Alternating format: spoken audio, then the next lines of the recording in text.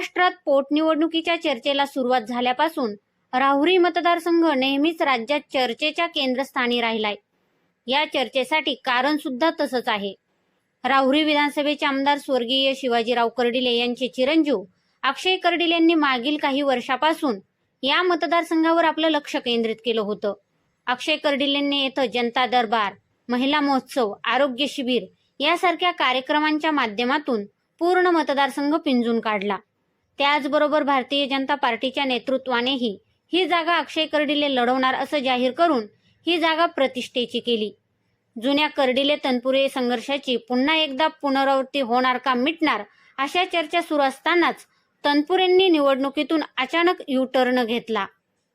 त्यानंतर उमेदवारी अर्ज भरण्याच्या दिवशीच राष्ट्रवादी शरद पवार गटाने बारामतीत माघारी घेत राहुरीत मात्र उमेदवार दिला.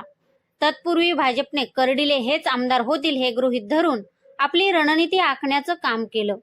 अक्षय कर्डिले म्हणजे तरुण व संयमी नेतृत्व. त्याचबरोबर ते भाजपचे दिवंगत आमदार शिवाजीराव कर्डिले यांचे चिरंजीव. आमदार कर्डिले यांची नगर जिल्ह्यात किंगमेकर अशी ओळख होती. त्यात विखे जगताप कर्डिलेंना मदत करतील व विजय भाजपचाच होईल या उद्देशाने अक्षय कर्डिले यांना उमेदवारी दिली गेली.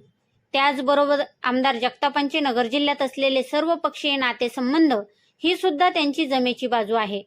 बलाढ्य सुजय विखेंची साथ, तनपुरेंची माघार हा भाजपचाच मास्टर स्ट्रोक मानला जातोय.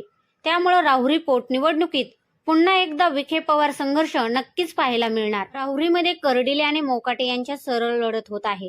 इथे विखे यांना मानणारा मोठा वर्ग आहे. या मतदारसंघात युतीचे 2 आमदार, जुने भाजप कार्यकर्ते कर्डिलेंना साथ देणार हेही तितकंच महत्वाचं आहे. राष्ट्रवादीच्या प्राजक्त तनपुरेंची इथं विशेष ताकद कर्डिलेंच्या पाठीशी असणार आहे. आमदार जगताप हे नगर शहराचे आमदार, त्यांचे वडील स्वर्गीय आमदार अरुण काका जगताप यांना मानणारा मोठा वर्ग आहे. मतदारसंघात त्यांचे सगळे सोयरे जास्त असल्याने त्यांना प्रचार करणं सोपं जाणार. राहुरीत नातेसंबंधामधून विखे पाटलांची देखील मोठी ताकद आहे. तनपुरे गटाची त्यांना मदत होणार अशा चर्चा आहेत. तनपुरे समर्थक भाजपचे डॉक्टर सुजय विखे, आमदार संग्राम जगताप, आमदार मोनिका राजळे या सर्वांची वोटर बँक अक्षय कर्डिलेंचा विजय सोपा करणार हे मात्र नक्की. वरवर जरी कर्डिले मोकाटे अशी लढत वाटत असली तरी अप्रत्यक्ष विखे पवार अशीच लढत दिसते. त्यामुळे संपूर्ण राज्याचं लक्ष या लढतीकडे लागलंय. इथं तुल्यबळ लढत होणार असल्याने मतदारसंघात नेत्यांबरोबर कार्यकर्त्यांचीही कसोटी पणाला लागली. या सगळ्या घडामोडीविषयी तुम्हाला काय वाटतंय?